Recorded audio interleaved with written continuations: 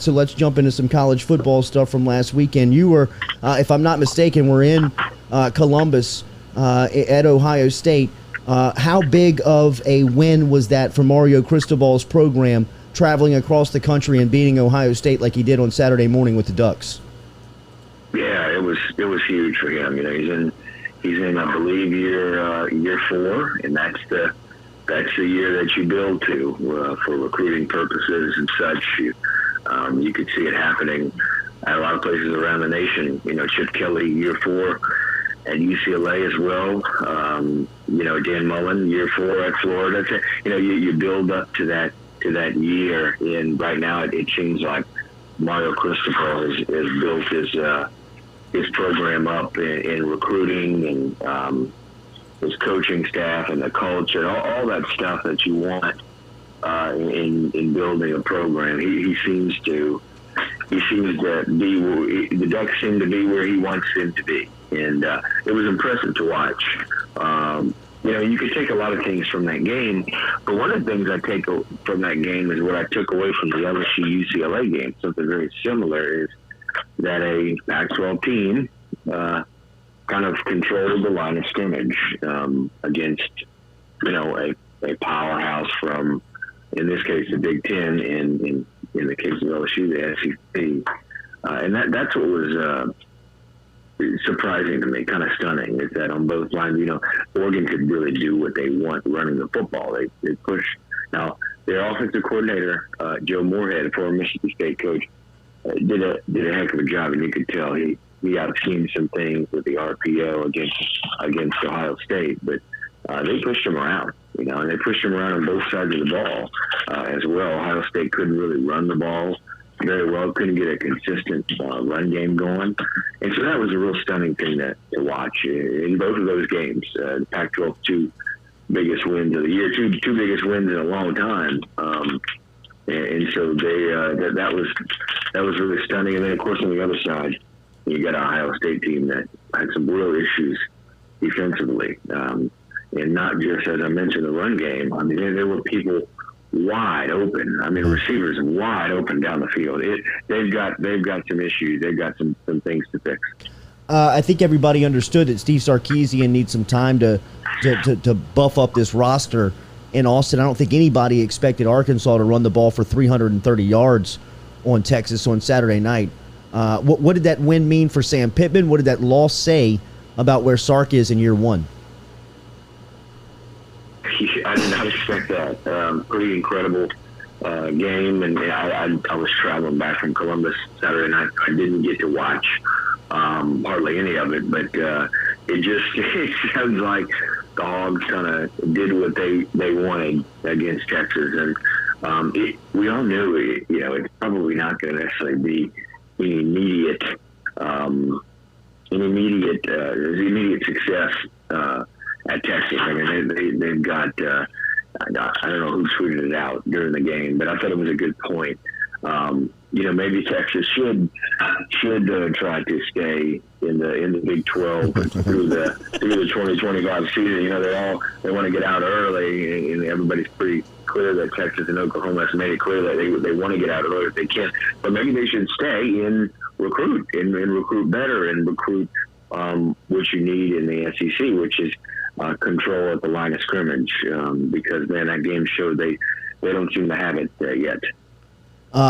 Somebody who doesn't seem to have it yet, it seems, is down here in Baton Rouge. It just seems like the first 2 weeks of the season have had a stench around LSU football. Obviously, the road trip out to L.A. did not go as planned. It was more about some of even the stories off the field that was haunting LSU rather than the things that they were not doing on the field to win the game. And then they come back to McNeese and they struggle fairly for a half, only up 17 at halftime, and that was a 17 that they had to get to by going for 3 4th downs in the first half, and just did not look like they were executing on a high level. They end up winning the game handily, but now they're going into a Central Michigan foe in Jim McElwain that is not going to be intimidated, taking his team down here in a place that he's very familiar with. What do you make of LSU after the first 3 weeks of the season, and what is the national discussion of where the program is? Because we have had a lot of debate down here over the last couple of weeks about where LSU stands under Ed Orgeron's direction? Well, again, just because I was on the flight back, I didn't watch any of the LSU game, but I did read about it. I did hear from people at the game fairly regularly. I'm gonna text Ross. New things weren't going well when I hear from people in the middle of the first quarter of a game against McNeese State. What really seems to be disturbing, and it's something I just talked about UCLA and the Oregon, is the inability to run the football against an FCS team. And run the football in general. Now LSU's played 2 games.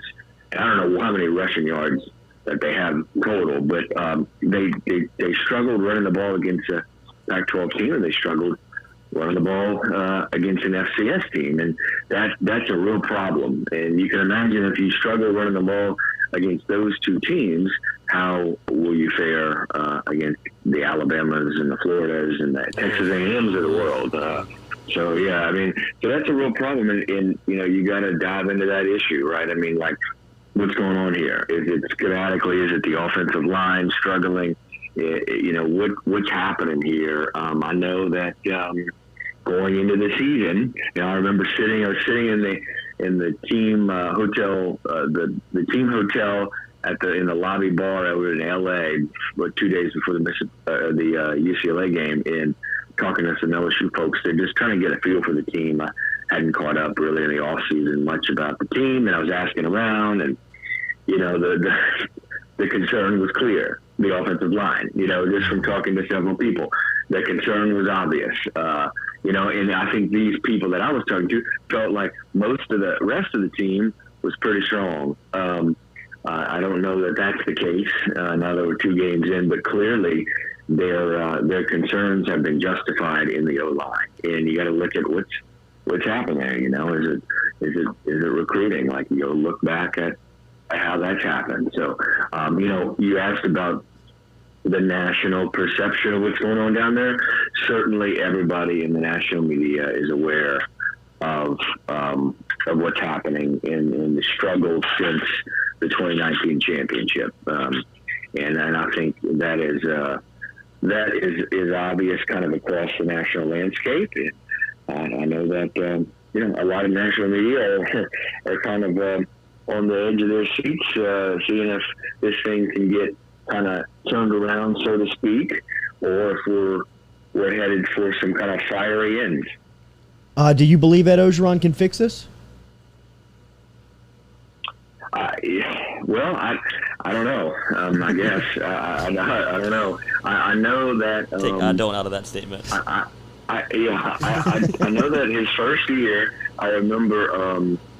They got off to a bad start. Obviously, I remember they lost at Mississippi State, played really poorly. I think they had lost another game earlier that season. Troy. I'm trying to think of Troy. God, yeah. How do I forget? Yes, at home, and you felt like I will never forget that. They came back. They were going to Florida, and I remember the game after Florida was I believe it was the Auburn game at home. And I remember the Board of Trustees had a big meeting before the Auburn game. But and it was like this build up to that point where, oh gosh, like, are they going to actually do something with a first year coach, because they had gotten off to this terrible start. And then they won it, and then LSU won at Florida and came home, and everything was a little better. And then they were down 20-0 at halftime against Auburn. And again, you had that wave of, oh no. And they bounced back, and they won that game in one of the biggest comebacks, I think, in LSU history. So I'm taking that to say it can happen, like it can happen that he has brought a team back before. But, it's going to take a little magic, right? It's going to take sounds like a lot of work. And, again, if the players are the struggle, if it's the talent on the O-line, it's really kind of tough to change that mid-season. Nick Saban turned over a lot of his roster last season. That was on display this weekend around the NFL with Mac Jones and Tua Tagovailoa going against each other in Foxborough this weekend. Ross, are you cooking? What the hell was that? Yeah, I'm doing a little microwave. Okay. My, All right. You're going to space, dude. All right, good deal. Is this his best quarterback in Bryce, and where do you feel about where he is? This team is after 2 weeks. They look as dominant as they've been over the last 5 years. Yeah, it's you just every year you come in and you everybody talks about how much talent they've lost, how many starters they've lost, and then what does he do? He just comes out with more talent and more 5-star starters who are out there just moving the ball at will against everybody. And they're doing it all over again, and it seems like we've said this now, 5 to 7 years in a row. It goes all the way back to before Tua. I mean, it just seemed to replace whoever left, and that starts on the ground in recruiting in the offseason, of course. And that's where all that starts, and it's just it's really tough. I know they had an early problem with Mercer. They just weren't clicking, and then of course they found it along the way, and they can't have an early problem this week. They've got to go down to Gainesville. It's going to be and I'll be down there, and it's going to be an electric, probably pretty incredible environment down there. And Florida's got it going pretty good. Their defense is a lot better than what it's been in the past. They have kind of a quarterback issue, kind of a 2-quarterback issue, but both of them are decently talented. One of them is very talented. Yeah. So this will be a test. This will be interesting for this kind of younger, more inexperienced Alabama team. This will be a big kind of measuring stick for them. Ross Dellenger from Sports Illustrated. We will catch up with him each week of the college football season. Thank you, buddy. Eat up. All right, Jody. See y'all later. Later, man.